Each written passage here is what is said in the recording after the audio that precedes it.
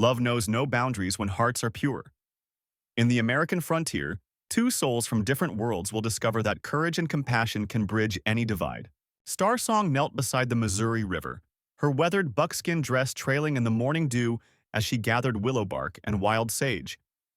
The daughter of Chief Thundering Eagle moved with practiced grace, her long black braids swaying as she worked. The healing plants whispered ancient secrets to her skilled hands. Suddenly, sharp cracks of gunfire echoed across the water, followed by harsh voices and desperate cries. Her heart pounded as she recognized the sound of violence, something she'd learned to fear since more white settlers arrived in their territory. Three rough men on horseback rode away from the riverbank, their laughter cruel and cold. Behind them lay a man in a torn wool coat, blood seeping into the muddy ground.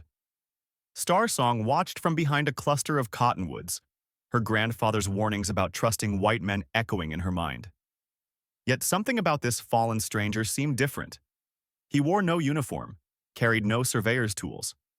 His face, though pale with pain, held none of the hardness she'd seen in other traders. Against tribal wisdom, she felt compelled to approach. Max Devereaux lay unconscious, his breathing shallow and labored. Blood darkened his blue cotton shirt where bullets had torn through his shoulder and side. Star Song knelt beside him, her trained healer's eyes assessing the damage. These wounds would kill him without swift intervention. She pressed her hands against the bleeding, feeling his life force ebbing away. The attacker's horses were already distant thunder on the prairie. This white man would die here alone unless she acted against everything her people had taught her about outsiders. Star Song made her choice. She couldn't watch any soul perish when she possessed the knowledge to save them. Working quickly, she bound Max's wounds with strips torn from her own dress, then dragged him to her travois hidden among the willows. His unconscious weight challenged her strength, but determination drove her forward. As she secured him for transport, she noticed calloused hands that spoke of honest work, not the soft palms of a schemer. Whatever his story, she would hear it, if he survived the journey to her secret healing place in the mountains. The hidden cave nestled deep within the rocky cliffs, known only to Star Song and her late grandmother. Ancient paintings decorated the walls, buffalo hunts and eagle spirits watching over those who sought healing. She had dragged Max's unconscious form here on her travois, the arduous climb testing her endurance. Now she laid him on soft buffalo robes, his face ghostly pale in the flickering light of her small fire. The cave's natural warmth would help fight the fever that threatened to claim him. This sacred place had harbored many secrets. Now it would guard another. Star Song worked through the night, preparing traditional Lakota remedies her grandmother had taught her. She brewed willow bark tea to ease his pain and fever, crushed yarrow leaves to stop bleeding, and mixed sage with bear grease for infection. Her skilled hands cleaned his wounds with heated water, removing fabric and dirt that could poison his blood. Each bullet had carved deep channels through muscle and flesh, missing vital organs by mere inches. As she worked, she whispered ancient healing songs, hoping the spirits would guide her efforts. For 3 days, Max drifted between consciousness and delirium, his fevered mind fighting battles against unseen enemies. "Caldwell brothers," he mumbled repeatedly, his fists clenching as he relived the attack. "Took everything. Killed him." Star Song didn't understand his English words, but she recognized the torment in his voice. She changed his bandages made from soft deerskin, fed him broth drop by drop, and kept the fire burning steadily. His breathing grew less labored, though fever still claimed him during the long prairie nights. A strange bond formed between them during those silent hours. Though Max remained unconscious, Star Song felt his fighting spirit responding to her care. She spoke to him in Lakota, telling him about the mountain eagles that soared past the cave entrance, about the healing power of the sacred springs nearby. When his fever spiked, she cooled his burning forehead with wet cloths. When he shivered, she added more buffalo robes. Something deeper than duty compelled her to save this stranger, a connection she couldn't name but dared not ignore. Max's eyes fluttered open on the 7th morning, sunlight streaming through the cave entrance revealing a vision that seemed born from fevered dreams. A beautiful Indian woman knelt beside him, her dark eyes filled with gentle concern. Her long braids caught the golden light, and intricate beadwork adorned her buckskin dress. Where am I? He whispered, his voice hoarse from days of silence. She tilted her head, clearly not understanding his English words.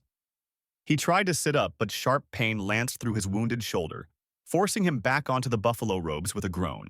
Starsong offered him water from a carved wooden bowl, supporting his head with surprising gentleness.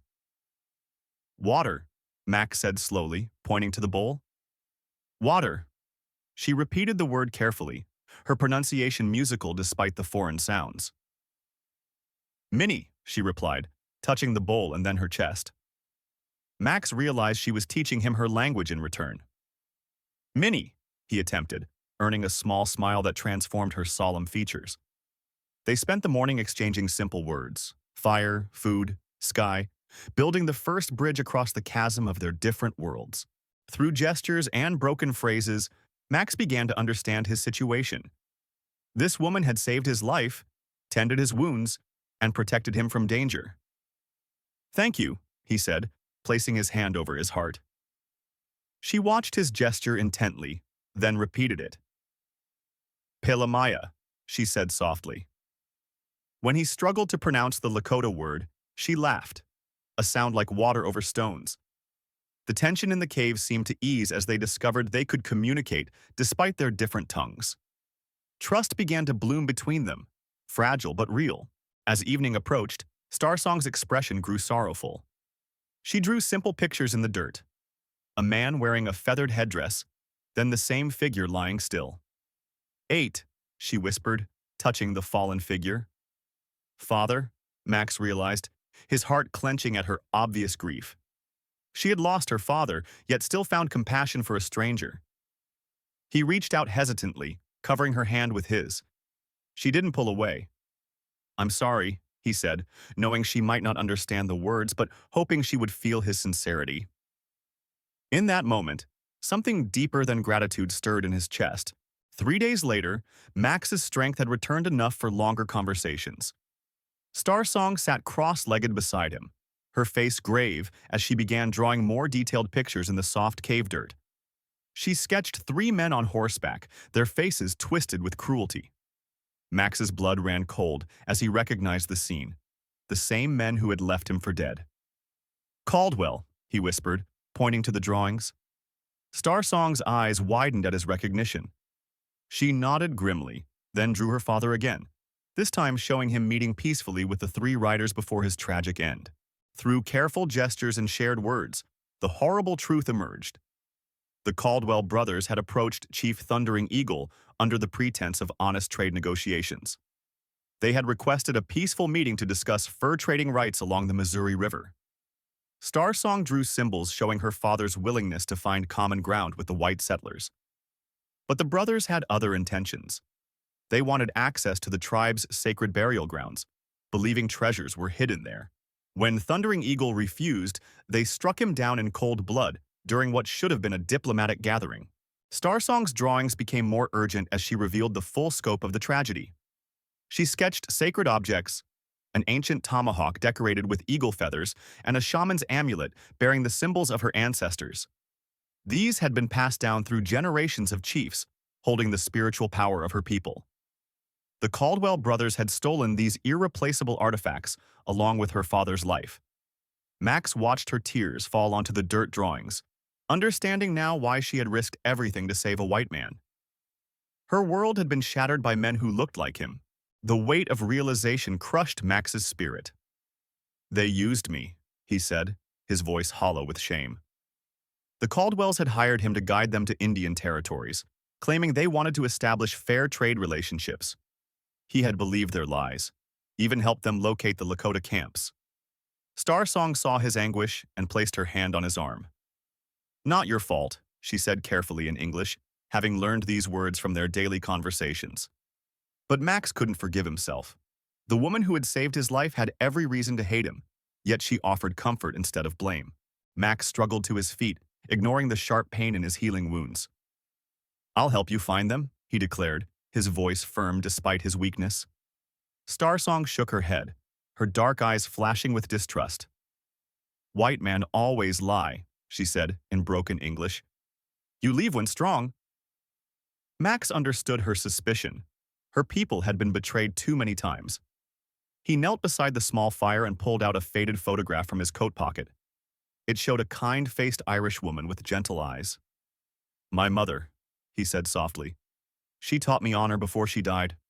I swear on her grave, I will help you." The photograph seemed to break through Starsong's defenses. She studied the woman's face, seeing something familiar in those caring eyes. "She looked like Medicine Woman," Starsong said quietly. Max nodded, touched by her observation. "She healed people too, like you." He placed the photograph between them like a sacred offering. "I know the trading routes, the places where men like Caldwell sell stolen goods, but I need your skills, your tracking, your knowledge of this land." Starsong picked up the photograph reverently, understanding that this was his most precious possession. Starsong stood and moved to a hidden alcove in the cave. She returned with a beautiful bow made from mountain ash, its surface carved with intricate patterns. "My grandfather's bow," she explained, then demonstrated her skill by splitting a thin branch across the cave with perfect accuracy. Max watched in amazement as she knocked another arrow and hit the same spot again. "I track since small child," she said with quiet pride. No man hide from Starsong. Her confidence was infectious, and Max felt hope stirring in his chest for the first time since the attack. They spent the evening planning their mission by firelight. Max drew maps in the dirt, showing the locations of trading posts and settlements where the Caldwells might try to sell the sacred artifacts. Starsong added her knowledge of hidden trails and water sources that would help them travel unseen. "We find them," she said with fierce determination. "Take back Father's spirit objects." Max nodded, feeling the weight of redemption settling on his shoulders.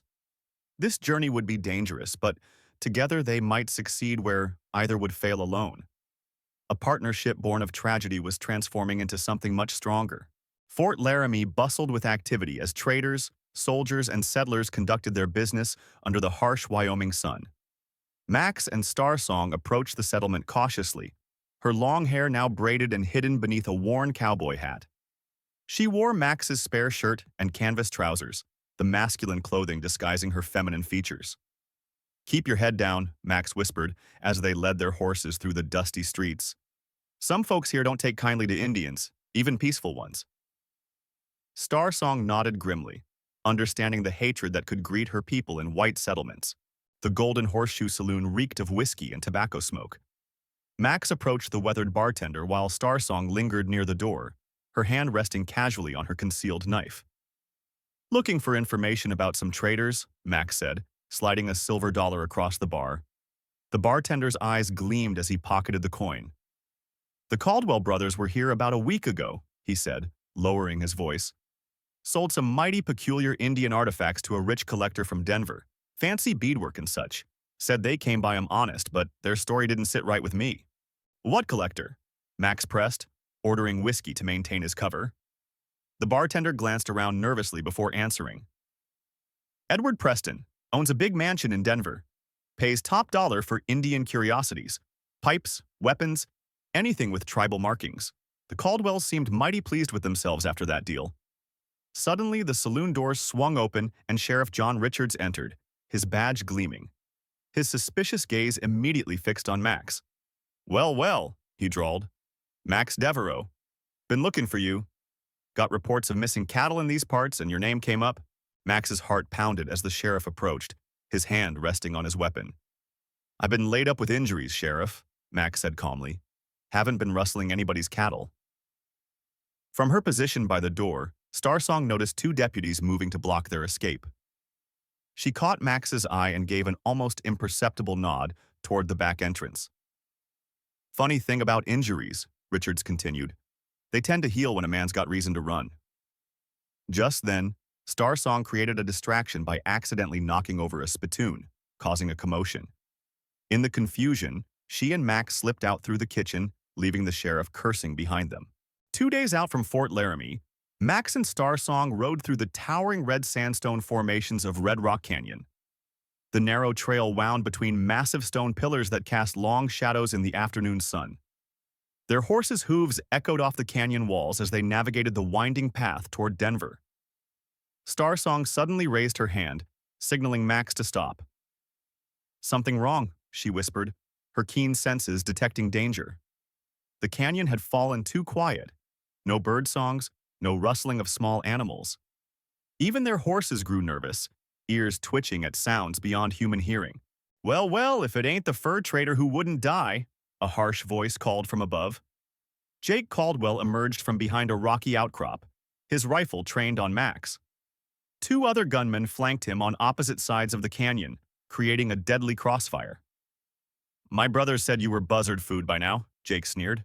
"Guess I'll have to finish what they started." Max's hand moved slowly toward his Colt revolver, but Starsong was already in motion. She rolled from her horse's back, using the animal as cover while knocking an arrow with lightning speed. The canyon erupted in gunfire as Jake's men opened fire. Max dove behind a boulder, drawing his weapon as bullets sparked off the rocks around him. A ricochet caught Starsong's upper arm, tearing through her shirt sleeve and drawing blood. She gritted her teeth against the pain but didn't falter. Her arrow flew true, striking Jake in the shoulder and spinning him around. "You little savage!" he roared, clutching his wound. Max emerged from cover, his revolver barking as he laid down covering fire.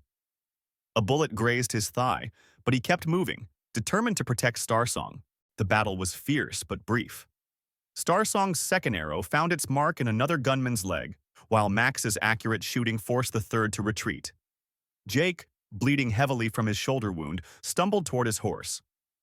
"This ain't over," he shouted, spurring his mount up a steep trail. In his haste to escape, he left behind his saddlebags, which had fallen during the fight. Max quickly examined the contents while Starsong bound her wounded arm with strips from her shirt. Inside were letters addressed to Thomas Caldwell in Denver, along with a detailed map marking Edward Preston's mansion. "We found them," Max said grimly, helping Starsong tend to her injury. They made camp in a sheltered alcove among the red rocks, hidden from any pursuing enemies. Max carefully cleaned and bandaged Starsong's arm wound while she tended to the bullet graze on his thigh. The shared intimacy of caring for each other's injuries brought them closer than words ever could. "You fight well for a white man," she said with a small smile, testing the movement of her bandaged arm. Max chuckled, despite their dire circumstances. "You shoot better than anyone I've ever seen," he replied. "Where did you learn such skill?" As the sun set, painting the canyon walls in brilliant oranges and purples, they settled by their small fire. Starsong gazed up at the emerging stars, her voice soft in the gathering darkness. "My grandmother taught me the old stories," she began. "She said each star holds the spirit of a great love." Max listened intently as she pointed to various constellations, explaining their significance in Lakota tradition. "That one," she indicated a cluster of bright stars, "tells of a warrior who loved a chief's daughter. They were separated by war, but their love was so strong it reached the sky world." Her words carried a wistful quality that made Max's heart ache. He found himself studying her profile in the firelight, captivated by her grace and wisdom. "Tell me about your family," Starsong requested, settling closer to the warmth of the fire and Max's presence. He shared stories of his Irish mother, who had sung lullabies in Gaelic and taught him compassion for all living things. He spoke of his stern German father, a man of few words but deep principles. "My mother always said love knows no boundaries," Max said quietly. "She would have liked you." Starsong's eyes glistened in the firelight. "She sounds like wise woman. My grandmother say same thing. Heart sees what eyes cannot." Their conversation flowed like a gentle stream, each revelation bringing deeper understanding. As the fire burned low, Max reached out hesitantly to touch a strand of hair that had escaped from Starsong's braid. She didn't pull away, instead turning to face him fully. "You have good heart, Max Devereaux," she whispered. "Even when world is dark, you bring light." He cupped her face gently in his calloused hands, marveling at her strength and beauty. "You saved my life in more ways than one," he replied softly. Under the canopy of countless stars, their faces drew closer until their lips met in a tender kiss that spoke of hope amid despair, of love transcending the barriers that divided their worlds. Denver's bustling streets felt alien after weeks in the wilderness. Max and Star Song approached Edward Preston's mansion on the outskirts of town, a sprawling Victorian structure surrounded by manicured gardens. Through the ornate windows, they could see display cases filled with artifacts from various tribes. "My father's spirit objects are in there," Star Song whispered, her voice tight with emotion. Max studied the building's layout, noting the multiple entrances and guard positions. "Preston's got men watching the place," he observed. "This won't be easy." Neither of them noticed the figure observing them from an upstairs window. Thomas Caldwell had been expecting them. The eldest brother was a calculating man, unlike his hot-headed siblings. He had positioned hired gunmen throughout Preston's mansion, turning the collector's greed into the perfect trap. "Mr. Preston is quite eager to meet the rightful owners of his newest acquisitions," Thomas told his men with a cold smile. "Make sure they receive a proper welcome." He fingered the sacred tomahawk hanging on the wall, its eagle feathers and ancient beadwork seeming to mock him. Soon, all witnesses to his crimes would be silenced forever. Max and Star Song entered through the mansion's back garden, moving like shadows through the moonlit grounds. Star Song's tracking skills served them well as they avoided the posted sentries. Inside, the house was a maze of corridors lined with stolen treasures. They found the sacred artifacts in Preston's private study, the ancient tomahawk and shaman's amulet displayed like hunting trophies. "At last," Star Song breathed, reaching for her father's possessions. But as her fingers touched the tomahawk, Thomas Caldwell stepped from the shadows. "Welcome to my parlor," he said, flanked by 3 armed men. The confrontation erupted in violence as Thomas's men opened fire. Max threw himself in front of Star Song, taking a bullet meant for her. The impact spun him around, blood spreading across his chest as he collapsed. "Max!" Star Song cried, her world narrowing to the sight of his fallen form. Rage like nothing she had ever known consumed her as she faced Thomas. "You killed my father, now you try to kill the man I love," she snarled. Drawing her knife, she moved with the deadly grace of a mountain cat. Thomas reached for his weapon, but Star Song was already upon him, years of warrior training unleashed in a fury of justified vengeance. Dr. Harrison's clinic in Denver became a sanctuary of healing as Max slowly recovered from his chest wound. Star Song never left his bedside, her gentle hands changing bandages and preparing healing teas from herbs she had gathered in the mountains.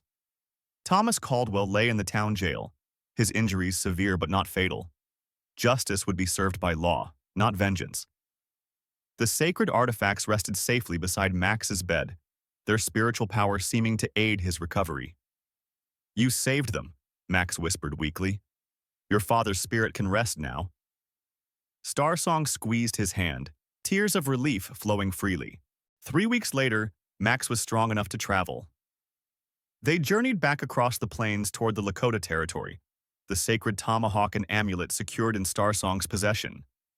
The late autumn air carried the promise of winter, but their hearts were warm with hope. "My people will be suspicious of you at first," Star Song warned as they approached the familiar landscape of her childhood. "They have learned to distrust white men." Max nodded, understanding their caution. "I'll prove myself worthy," he replied, "however long it takes." Their love had already bridged one impossible gap. Perhaps it could bridge another. The Lakota camp stood beside the Missouri River, teepees arranged in the traditional sacred circle. Elder Running Bear and the tribal council waited solemnly as Star Song approached with the white man who had helped recover their chief's spirit objects. She spoke eloquently in her native tongue, explaining Max's courage and sacrifice. The ancient tomahawk gleamed in the firelight as she presented it to the elders, along with the shaman's amulet that had guided their people for generations. Murmurs of amazement rippled through the gathered tribe. Their sacred objects had truly returned home. Under the harvest moon, Star Song and Max exchanged vows according to Lakota tradition. She wore a white doeskin dress decorated with porcupine quills and sacred symbols, while Max stood proudly in clothing gifted by the tribe. Elder Running Bear blessed their union, acknowledging that love could indeed transcend the boundaries between peoples. "May your children walk in both worlds with honor," he intoned. As they shared the ceremonial cup, Star Song whispered, "Two hearts, one spirit." Max replied, "Forever and always." Their wedding dance under the stars celebrated not just their love, but the possibility of peace between their two worlds.